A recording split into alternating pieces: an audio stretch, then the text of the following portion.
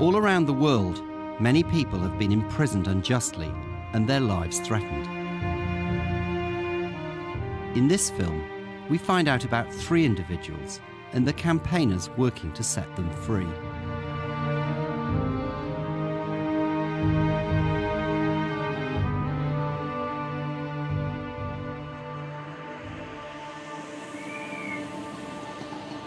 In 1988, a visit to relatives in Pakistan turned into a nightmare for Tahir Hussain, a British citizen from Leeds.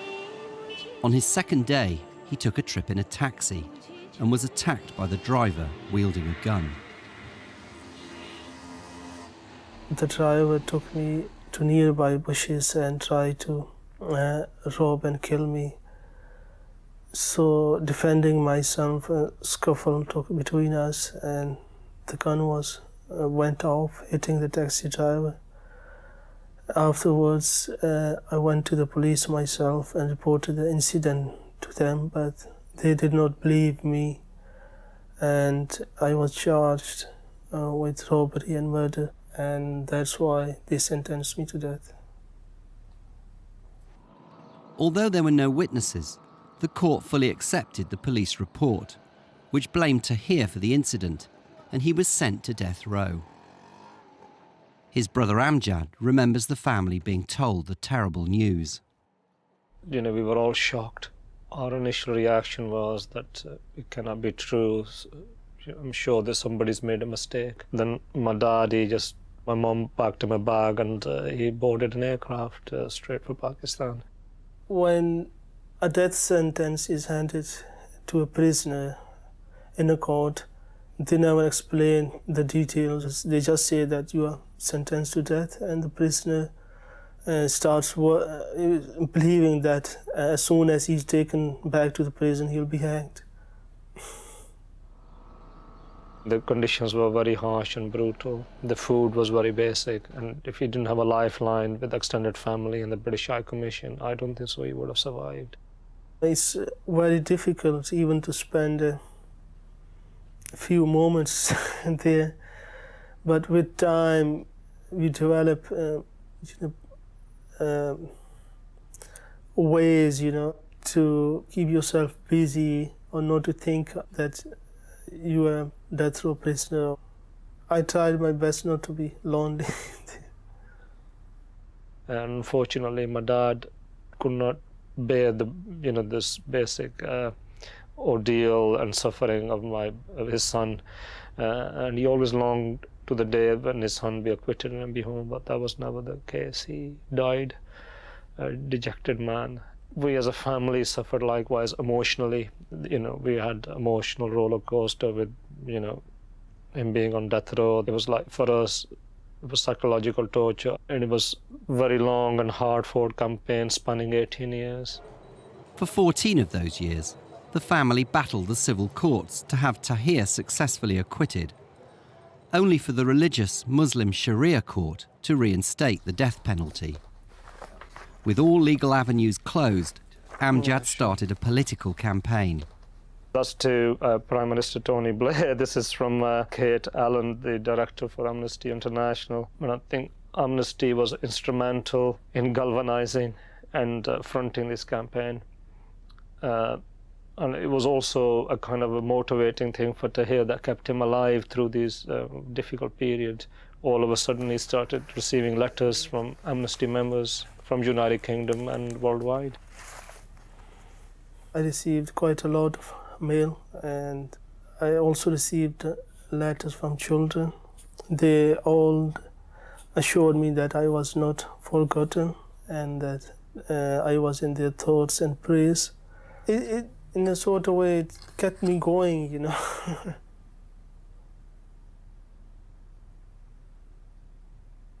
There are many of us in England thinking of you, wishing you will return to your family soon after your sufferings. My good wishes and regards from all the friends. It's just very difficult to describe in words, but it gives you a lot of strength and hope that even the people you have never met in your life they are thinking and praying for you. In 2006, Tahir was twice within days of execution, and Amjad had to step up the campaign. Various eminent personalities got involved in Tahir's case when they learnt of the profound miscarriage of justice. Prince Charles, for instance, Tony Blair, the European leaders, United Nations rapporteurs as well. Mr. Hussein's supporters. Following a visit from Prince Charles, President Musharraf changed Tahir's death penalty to an 18-year prison sentence, a term he'd already served. So in November 2006, he was released immediately. After a private reunion with the brother who's campaigned relentlessly for his release, Tahir re-emerged looking refreshed and reassured. I'm glad to be back home again. Thank you.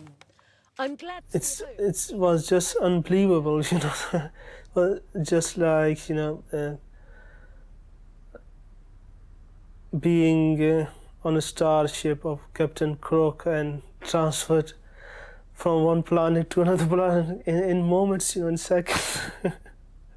When the plane arrived, I think all the passengers waited, and he was first one off the aircraft. We took him to VIP lounge, and it was just sheer euphoria. My mother kept saying that I wouldn't believe anybody until I held you physically and hugged you.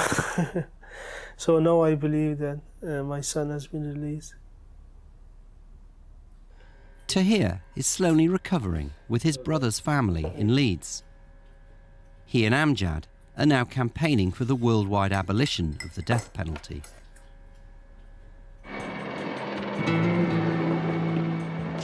"30 years ago, on the other side of the world in Latin America, thousands of innocent people were imprisoned, tortured and killed by tyrannical military governments. Maria Gillespie now lives in Chester, but grew up in Uruguay in the 1970s at a time of political upheaval and military coups. You hear rumours of people being arrested and people disappearing and people being sentenced for things that were not actually a crime. While still a teenager, Maria married a trade unionist. But when the political situation deteriorated, he fled to Argentina and she was arrested, aged just 15. I was put in a room on my own, like a solitary confinement, and there were no windows, there was only a light. I think the main topic was if I could give them any information about where my husband was at the time. And I think they became very frustrated, really, because I could only tell them that he had gone to Argentina. They didn't make any allowances for my age. The questioning was, I think, more a bullying type of questioning, you know, tell me what I want to know. And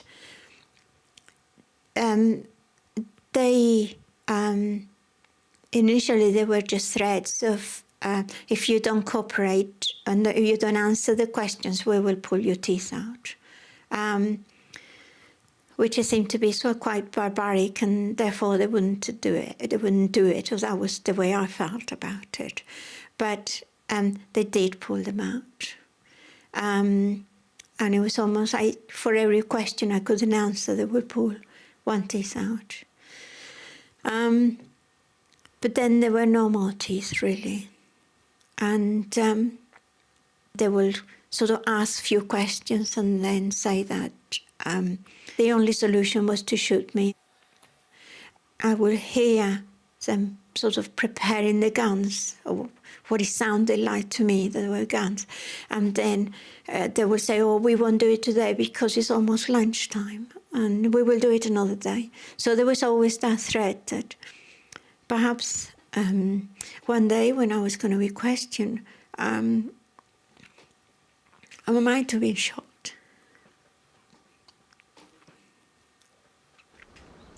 That was a hard time, really.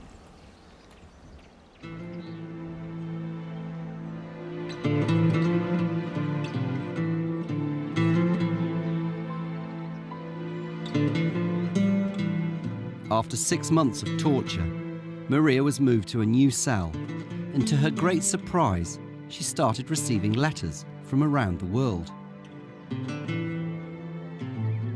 I got a card addressed to Maria and saying someone in Scotland saying, "Thinking of you, Margaret." I did manage to read them many, many times, and some of them had at the bottom of the card, Amnesty International. It became obvious to me that the fact I was receiving these cards, the treatment I was given was better. A year later, after receiving hundreds of letters, she was called to the prison governor's office. There was several sacks on the side of the office, and they were saying those letters had been received on my behalf, and that one way of dealing with that was to release me. She left the prison in 1975 and fled to England. After many years of recovery, she joined Amnesty International and now gives talks on human rights. Today, she's at Upton by Chester School. What's the worst torture you had to put up with? Having my teeth pulled out, I think. Because I'm sure most of you get up in the morning and you put your uniform to come to school, but you start thinking you do your hair and you want to look nice. And suddenly there was me with hair that had been chopped, no teeth, looking like I'd just been, gone through hell. It took me many, many years to actually be able to talk about my experience and also stop being bitter and angry for what had happened. Tahir and Maria survived, but many others haven't or are still in prison. In 2007, nearly 4,000 people are on death row in 55 countries. Many are innocent of serious crimes, and campaigners believe writing them letters can highlight their cause. Lara Darabi is a young Iranian woman. She is 19 years old and is currently awaiting death by execution on death row. She is being punished for a murder which took place when she was 17 years old. The girls of Brynhaveren School in South Wales campaign to reduce such human rights abuses. They perform assemblies, sign petitions and write letters. They're currently supporting a 19-year-old on death row in Iran, Lara Darabi, who claims she took the blame for a murder committed by her boyfriend. We want to get as many girls to sign the petition, and we'll send it over to the Iranian ambassador, and with all the signatures, hopefully they'll change their minds with the letters we're writing.